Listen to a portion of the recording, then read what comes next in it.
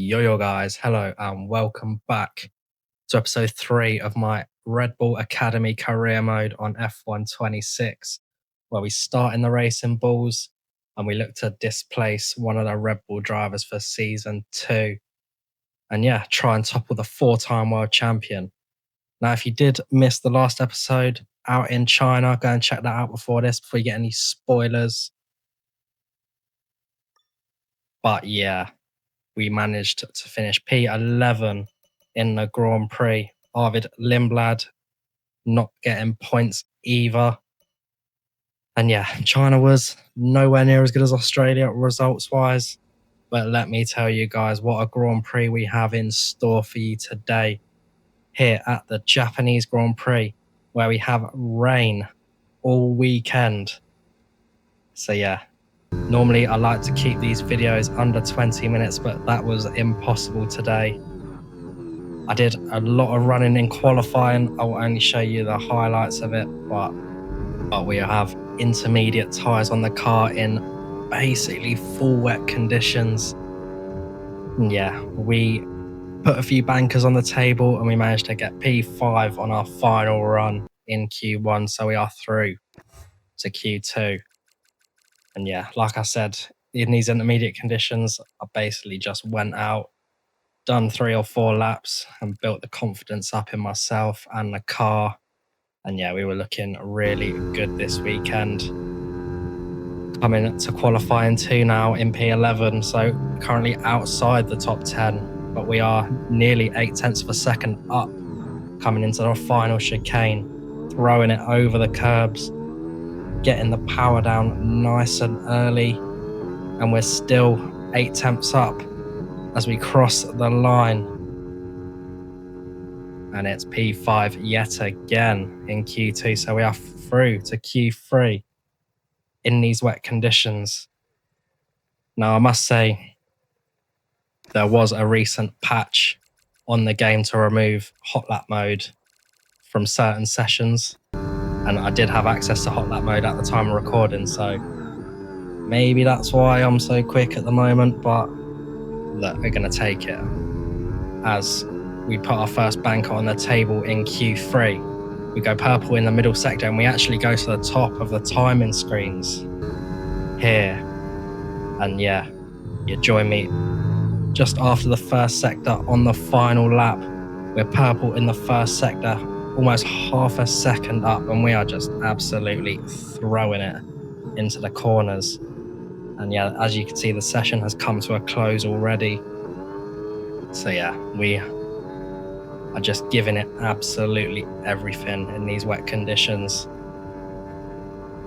As we go through a spoon at curb, throwing the car in, it's just about sticking onto the track. 0.7 up yet again as we get the power down. And this track is so satisfying to drive in the dry and also the wet. I mean, what a track this is. Going through 130R, a little bit of a lift down to 7th gear, and gonna throw it into the final chicane yet again. Little bit lucky with track limits on the left there. We had to sort of turn out of it a little bit, but we are almost a second up. Purple. Now, is that Sebastian Vettel reincarnated or what? From 2008 Monza, where he took pole position in the wet conditions, and we have replicated that, but 2 seconds ahead of George Russell in the Mercedes. So obviously a bit of craziness with a hot lap mode and that, but we are going to take it. And let's move swiftly into the Japanese Grand Prix. Richards lines up on pole position, and starting next to them is George Russell. Looking down the rest of the grid, we have Piastri, Verstappen, Lando Norris, and Antonelli, Hadjar, Leclerc, Hamilton, and Pierre Gasly, Albon, Sainz, Esteban Ocon, and Behrman, Hülkenberg, Perez, Franco Colapinto, and Fernando Alonso, Bottas, Bortoleto, Lindblad, and Lance Stroll brings the grid to a close. That's it then, it's time to go racing as we head down trackside for today's race. Okay, this is our engine supplier's home Grand Prix, which means there's a lot of very important people here behind the scenes. I'd love to give them a strong result to watch today, plus a good result might make my post-race meetings a little bit easier.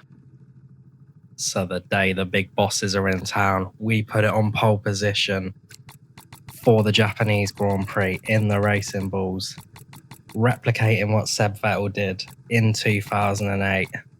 But can we go on to win this Grand Prix? It's going to be a massive ask on the intermediates. And yeah, not as wet as it was in qualifying, but yeah, it's going to be a bit more difficult. The AI are a little bit better in these lower wet conditions, if you like. But yeah, let's see what the weather's going to say. So this rain could be with us for a while. Light rain conditions for the foreseeable future. Okay, not sure whether dries or inters are faster. We're right on the crossover. So it's a toss-up between slicks and intermediates. So we've got 5 red lights for the Japanese Grand Prix, and it's lights out and away we go from pole position. We get a good start, good launch off the grid, and we will go into turn 1 in the lead. Massive for us in this one. That's the first big step.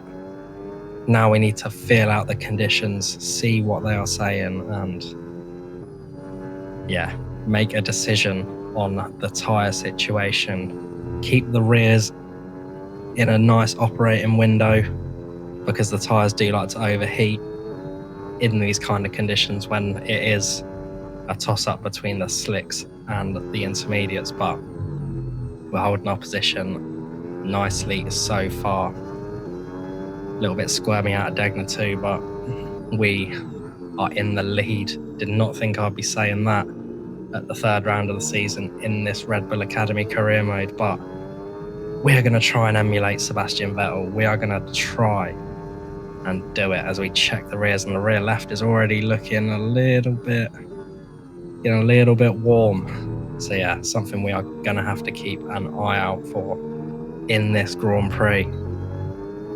And yeah, coming out of Spoon Curb, Russell is looking interested. We do have the straight line mode and the boost activated for us at the moment, so that would indicate that dries are probably the better tyre to be on at the moment. But yeah, we're going to see what the AI do. We're going to see what the tyres do over the next few laps and make a judgment call from there. But that is the first lap led, and Piastri has now gotten past George Russell into P2 as he's going to have a little look down the inside. But we are going to hold it around the outside and make sure we keep the lead as the front left is looking very hot as well. And yeah, moving on to the start of lap 3, the rears are absolutely screaming already as Russell goes to the outside into turn 1. We managed to hold the inside. Good stuff from us there. Yeah, looking after these tyres is becoming more and more challenging. As we move on to the end of the lap, all of the tyres are starting to get a little bit sketchy as George goes for it on the inside of 130R. We go defensive into the final chicane. Verstappen has managed to get past both of them. And yeah, is this going to be a fight now between me and Max? Oh, I did not want this early in the series, but we are going to take it. Wonder if we'll get any team orders over the radio to let him through. Not in the same team, but the same organisation, so you never know. And yeah, moving on to the end of lap 7 now. The tyres are already wearing at a rapid rate due to the tyre wear and the heat temperature coming off the tyres. As you can see, red rears at the moment. As Verstappen goes up the inside of 130R and he makes the move stick. This lap, then. Come into the pits So we are going to take that chance to box. We are going to go onto the slick tyres. We're going to go to the hards. And yeah, Verstappen would have just driven away from us with these tyres on. So we just about make it into the box without speeding, but yeah. an incredibly important outlap is waiting for us. Can we have a good stop from the boys? 2.4 seconds, decent. We like that. Lewis Hamilton and Gabriel Bortoleto have also pit to go onto the slick tyres, so copying a Ferrari strategy by the looks of it. I don't know how that is going to pan out, but we'll have to wait and see. And coming out of the pits, you need to stay online here, because if we end up wandering offline, we might end up in the gravel trap. But yeah, tyres don't feel too bad in these conditions as we go a little bit offline there, but going to the end of lap 8, start of lap 9, and a few others have started to box in this race. And Piastri has managed to come out ahead of us on the overcut, but we're going to hold it round the outside. What a move that is.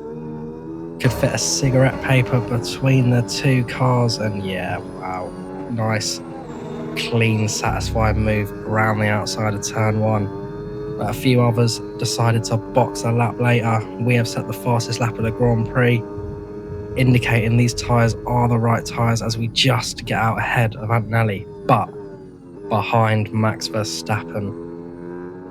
So yeah, the tyres are definitely working now, and we need to chase down our future rival, hopefully future teammate.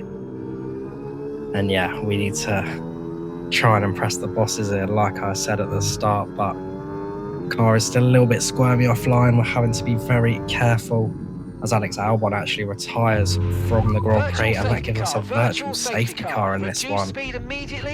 So yeah, not great time for the people that have just boxed, but this gives us a chance to save a little bit of the fuel that for some reason likes to burn a bit more in these wet conditions, and save a little bit of the battery. But yeah, it is ending before the end of the lap, so we are just staying within the delta. And yeah, we haven't lost any time to Max there, so we can still hunt him down. And going on towards the start of lap 11, and we managed to get out ahead of Isaac Hadjar, so that is perfect for us. A few others have stayed out on the inters, but we are managing to reel them in pretty quickly. And towards the end of lap 11, coming out of Spoon, Sergio Perez has retired from the session, the former Red Bull man, and another virtual safety car, as he has blown up on the side of the track there. And yeah, just going to speed this up a little bit more. The intermediate runners have decided to box in this one to go onto the slicks. A really good timing for them, but we are still going to be ahead. Currently P4 in this race. Bottas still ahead in the Cadillac, not boxing, so fair play to him in the lofty heights of P2. Okay, but yeah, safety car is ending just before Degner 2. And yeah, we're still in reach of Verstappen, so yeah, this is going very nicely so far.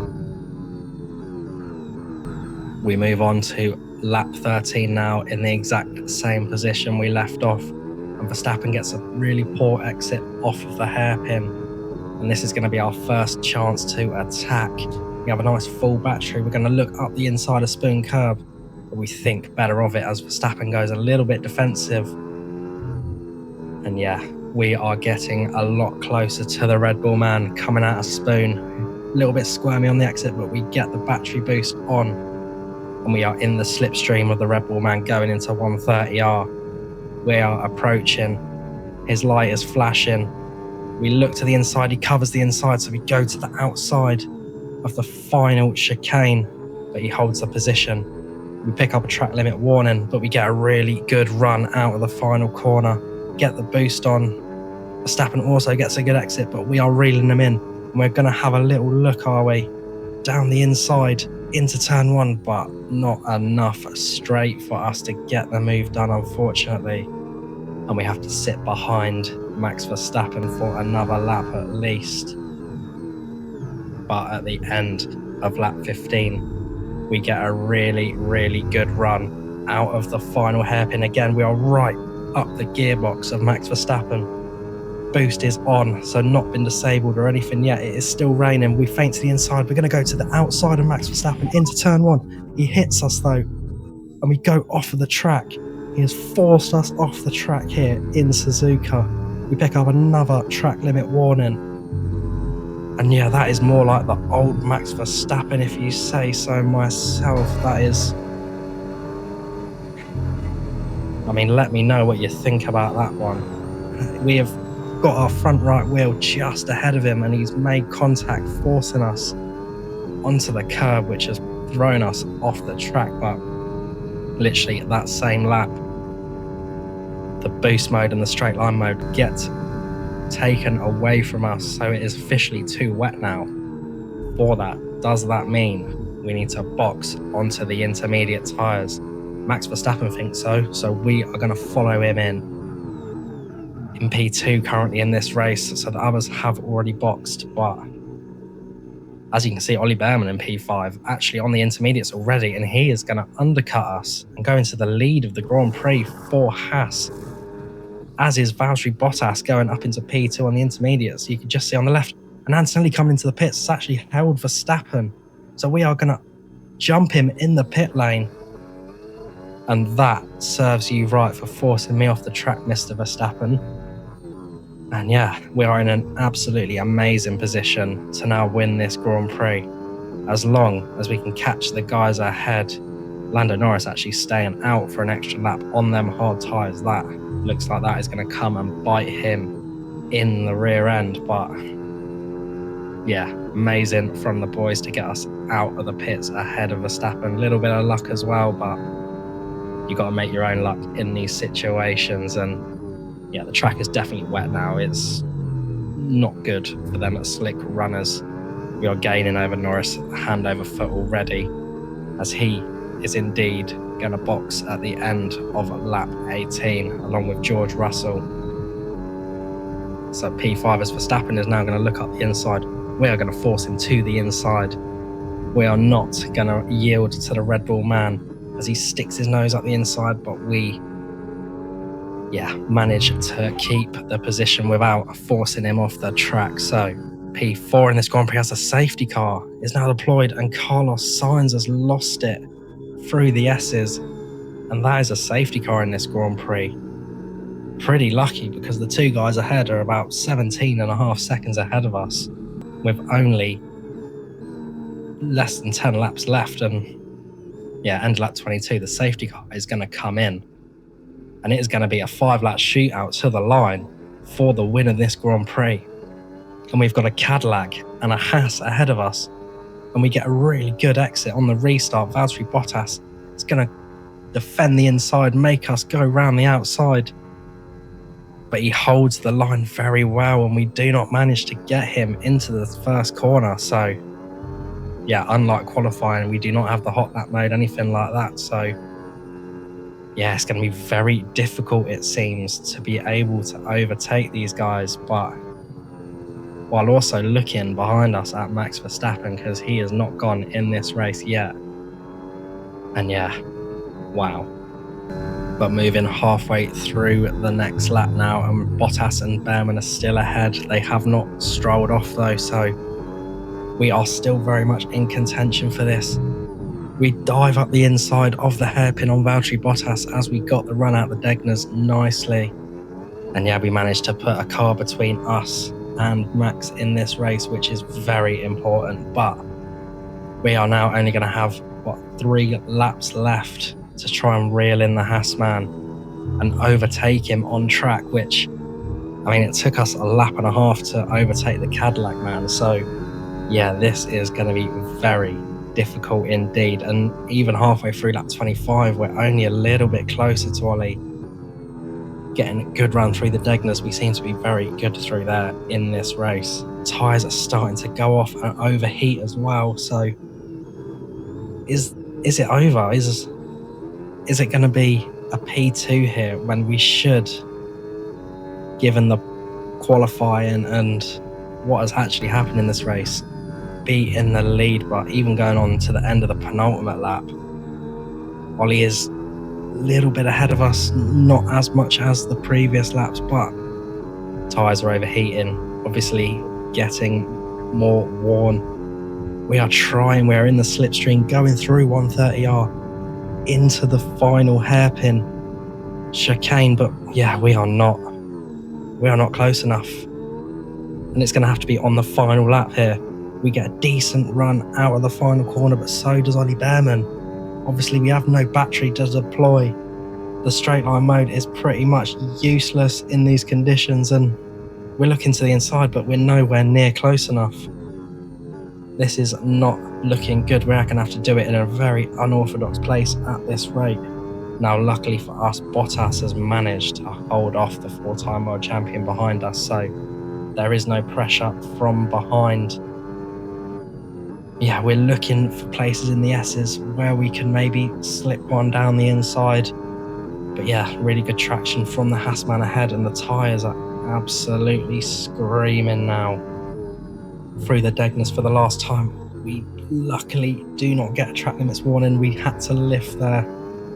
So yeah, that's a little bit of momentum lost. Hoping for some good traction off of this hairpin for the final time. But it's about the same as Ollie. If anything, he gets a better exit. So yeah, this is going to be an absolutely demoralising end to this Grand Prix unless we can pull an absolute rabbit out of the hat into Spoon for the last time. Gain a little bit of time there, which is very nice indeed. Down the back straight into 130R for the first time. And last time, I should say. Going through there, we're gaining, but it's not enough, surely. And we just send it down the inside into the final chicane, and we get into the lead. Slight bit of contact, front right to left rear, but we are going to cross the line and win in front of the bosses. That's what I'm talking about. And yeah, very controversial end to that one. You'll have to let me know awesome. Just amazing, mate. what Well you think done. of that move, but it was so tempting I couldn't not. Actually, Bottas actually gets driver of the day, so fair enough to the Cadillac man. They've done it then, here in Suzuka. A brilliant win on the beloved figure of So a very controversial end to the Japanese Grand Prix here. Absolutely launching it up the inside of Ollie Behrman, but what more can we say? yeah, we had to put a show on for the bosses. We had to put our name in the hat for the Red Bull move, but hear me out, all right? It is not as bad as it looked. A little bit of contact, yes, but yeah, you guys are going to have to let me know about that one, because there is a little bit of contact, but I've seen a lot worse, and, you know, we had to go for that. It's the win at the end of the day, but yeah, a magical win for us here in Suzuka, our first of our career. Oliver Behrman and Valtteri Bottas in the podium positions as well, so amazing from the underdogs here. Arvid Lindblad, only P15. Isaac Hadjar, P7, and Verstappen, P4. So, yeah, I think we have definitely impressed them. And yeah, what a crazy Grand Prix. Apologies, it's a little bit of a longer episode, but yeah, had to be done. And what does that do for the standings? Well, 25 points for us moves us into P3 in the driver standings, just behind Max. So, I mean, technically, we're already in a title fight, and yeah, definitely did not expect that. And P5 in the constructors. So yeah, an amazing start to the season, an amazing weekend here in Japan. And we have a secret meeting. So who could that possibly be with? Join me next time to find out. Thank you all guys for joining me though for this round here in Suzuka. And yeah, appreciate you all. Like, subscribe, and cheers.